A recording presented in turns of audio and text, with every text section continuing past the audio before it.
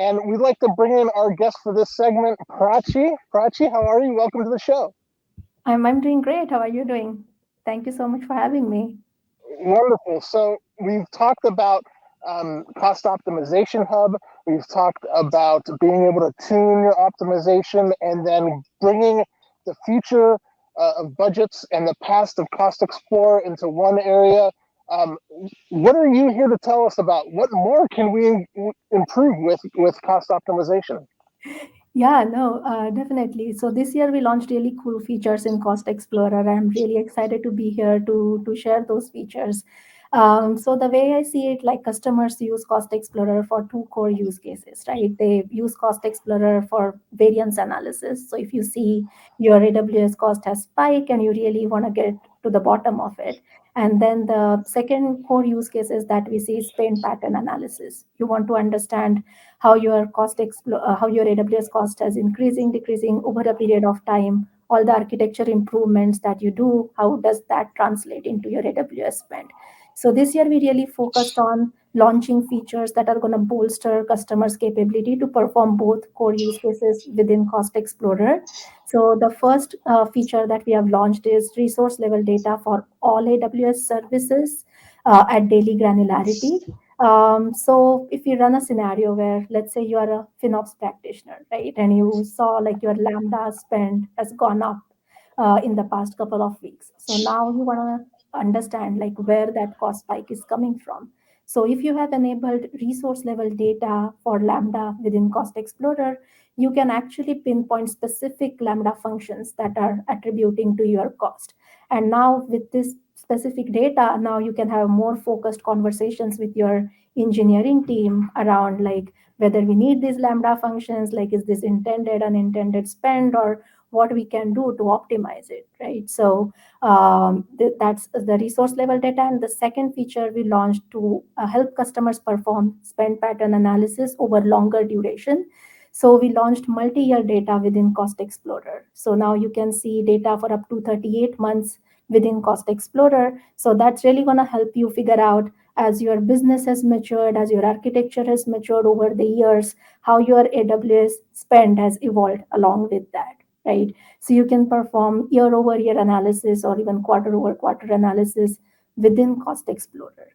So all the two features are opt-in features, and you can enable them through cost management preferences. And we can see that in a quick demo, both features in actions. But that's not it. Like we also enhanced the default data availability within Cost Explorer.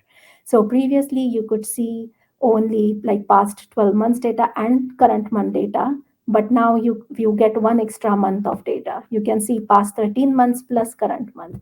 So now you would ask like what difference does it make, just one extra month of data? But with that you can actually perform monthly year over year analysis. So you just started November, you got your October bill, and now you want to compare October 23 bill with the last year bill in October. You can do that with default 14-month data. Um, Yeah, I think that's interesting because we always talk about elasticity, and a typical example we bring up is Black Friday, about how your website might experience a lot of traffic, and to be able yeah, to compare that to last the year over year is a big deal yeah. because November traffic really has nothing to do with October's traffic. It really has everything to do with last November's traffic. So I think that's a really simple but very, I think, valuable feature to be installed and allowed for our customer. For sure. So all Cost Explorer customers currently have 14-month data available to them to use. Yeah. Yeah, and it's really nice. That's one of the pillars, the well-architected pillars, is cost optimization. It's always one of the top things we always have to talk about is, are we spending our money the best we can? And we want to make sure that we're over year as we're growing. Maybe some things are growing, and there's ways we can just tighten things up, still get that same performance, but knock those costs down. Yeah. Awesome. Let's go ahead and looks like Prachi, you ready for your, there you go. Cool. Yeah, great. Yeah, I've been interested in seeing this granularity, kind of seeing exactly what the customers can now use this for. Yeah. No, for sure. As I was saying, you need to enable multi-year data as well as resource level data at daily granularity within Cost Explorer. So you can do that from cost management preferences settings. So these are the settings that are available to your management account. And once you enable these preferences, all accounts in your organization can benefit from this data.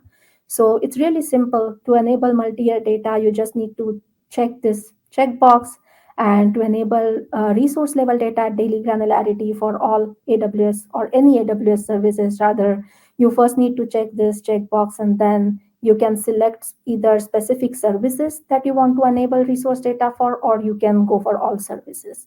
So the way we have arranged these services is that you can see like top 10 services that drive most of your cost right up front. So these list will change, like the services that you see in this top section will change from customer to customer based on what services you use the most. So mostly like all the services that you need to enable, you can find here. But if you want to enable resource data for even more services, you can search them here or like go through the list and enable. In my account, I have enabled resource data for all AWS services. And then these are our existing features, hourly granularity, but currently both features are kind of combined as a part of one setting. As a part of this launch, we have separated them out. So if you want to enable just cost and usage data for all AWS services without resource level, you can do that now. Or if you want to enable EC2 resource data at hourly granularity, you can do that too. This was about how to enable these preferences. So now we have also like heard our customers saying that they want to enable hourly data, but they want to understand how much it would cost them because it's a paid feature within Cost Explorer. So to address that concern, we have launched this estimated usage summary as well. This is really to provide a ballpark estimate to our customers as to if they enable hourly data, like how much it would cost them. So you can see here, we actually look at your past usage and try to come up with an approximate usage record number. So these are the usage record that you can expect in a month if you enable resource data for EC2 at hourly granularity. Actually, I think this is just, I just want to ask this just to make sure, but it's not just enabling the granular data to be seen. If you want to use the granular data, you have to enable it and then allow it to be collected for a while. Absolutely. Correct. Yeah. Okay. I just wanted to make sure. I think there could be some confusion there, but that's why I just wanted to make sure that was the right way. Yeah, no, that's the next part of my demo. So once you enable Perfect. it, yeah, in 48 hours, we will backfill your data and then it will be ready to use. So I have already enabled this data. So let me quickly jump to Cost Explorer to see how you can use this data. I thought me and James were going to have to tap dance for 48 hours before we. Never mind. Bad joke. Go ahead. All right. So the resource data at daily granularity is available for 2 weeks. So let me actually select the past 2 week date range. And let's run a scenario where, as I was saying, I'm a FinOps practitioner and I am monitoring my Lambda spend. So let me actually filter my cost for Lambda. And as you can see here, I see a spike on November 16th, right? The previously my Lambda was $12 something. It's more than double on 16th. So Yeah, and this is just saying Lambda for that whole account, right? All the Lambdas, and you're not really able to see, functions or whatnot. It's just your whole account. Yeah, it's your whole account. So this is the current experience. Like prior to this launch, this was the experience, right? Like you could see like there is a spike in Lambda, but then you can actually group by usage type to understand like what specific usage types are driving your cost.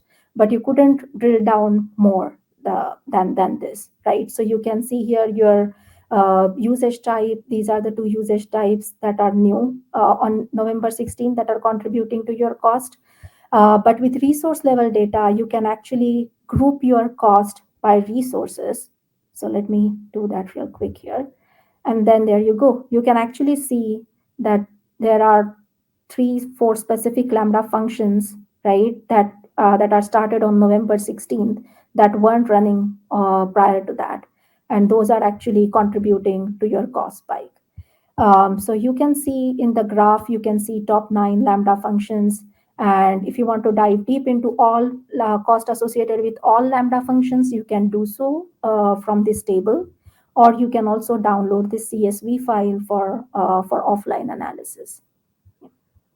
Nice. And I think Jeff kind of mentioned it a little bit, but if we turn this on now, and I've been a customer for the last 10 years, will it be able to pull back, like you said, those was it 38 months? It'll be able to pull back those 38 months from right now, what you were saying? Correct. In 48 hours, we will backfill your data for the past 38 months. Yeah. So nice. you don't have to wait to accumulate 38-month data. It's actually, we will backfill it for you. Yeah. Nice. And this will help when I have developers that don't like to tag their stuff. Help me find out what they're doing. Yeah, that's true. So this was resource level data. And for multi-year data, as I said, we have 38-month data available. So let me quickly show you how that looks as well.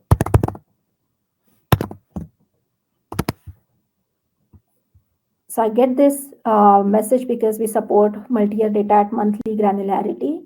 So I'll just click continue, and then Cost Explorer will adjust my dates accordingly.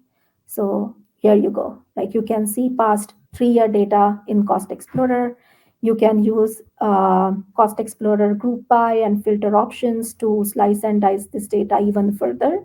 So I can actually do group by service to understand what services have been driving my cost, right? So historically, like EC2 is the most cost driving service for this account. And for this, assuming it's in Cost Explorer as it is, we can export this into dashboards or CSVs, any of those other things, just as normal. It's just we have more time to go back in time. Yes, that's true. As you can see, like in this table, you have all the data for all 38 months. You can also download this in a CSV format for offline analysis.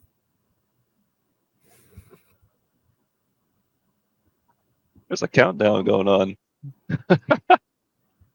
Nice. Yeah. Well, that's great. Like that's definitely useful, and it'll help us year over year, being able to analyze stuff. And then even if we have stuff that maybe doesn't appear, maybe that'll help us trim out services that like we aren't using. Like even though they're sitting there, like you said, Lambda functions, maybe we're not using those Lambda functions, and we can just axe them or something. Yeah, no, for sure. Like you can actually get list of all your Lambda function. If you can also like add usage type and see what's the usage per Lambda function, right? How many seconds Lambda function has been running. So that's going to be really helpful for you to decide how to optimize your cost. Yeah, Prachi, so now that we've kind of seen how this works, what would you like when you're showing a customer this for the first time? You give us the idea of Lambda. Kind of like what else is going to enable them? Like what would you say we've seen year over year? We've seen kind of Lambda that detailed. What else? Like would you say this is a big thing? Hey, check this out as well. Is it a breakdown into EC2 or is it something else? Another use case that I really like to talk about is the savings plans and RI purchases that our customers make, right? So you make those purchases for 3 years, the savings plans and RI subscription. But with this multi-year data, now you can actually see how much of your usage is covered by savings plans and RI in the past 3 years. So that is going to help you figure out, like for the lifetime of savings plans and RI, how effectively you have been using those, right? So that use case also you can perform with this multi-year data. Yeah, because a lot of times talking with customers, it's hard to explain that 3 years. Absolutely. And usually you start with, well, a database. If you think you're going to have that database, it's going to run all the time for 20 years or for 3 years, 24/7. But now if you can see the data and bring this graph up and say, you have these EC2 machines, these could have been a 3-year purchase reserved instance, and Yeah. I think that bodes well, and I think that helps show what reserved instances can do. That's great. Yeah, absolutely. Yeah, that's what, Jeff, that's what, actually, I didn't even think of that. Yeah, like a lot of people, they want to jump in on those, those reserved instance plans, but they don't know, like, well, maybe, is it really going to be worth it? Is it not? I don't know how much I'm going to be using it. It's going to save me money, but is it really? Now you have that 3 years of data. You could say, well, yes, it's absolutely, because it's right here, black and white. I can tell. Yeah, because we always start off by saying databases, domain controllers, things of that nature, and we go through that list. But we all know that there's more EC2 and virtual machines that end up running 24/7 for years, and there's nothing wrong with that. There are reasons for that to happen, but now to say in your account in the last 3 years, this machine has been running, so I think that could make some light bulbs go off with customers and feel like, oh yeah, maybe it's not that unheard of, and let's save some money. So that's a good point. Yeah, no, for sure. Yeah. Well, great. And they can get started with this right away.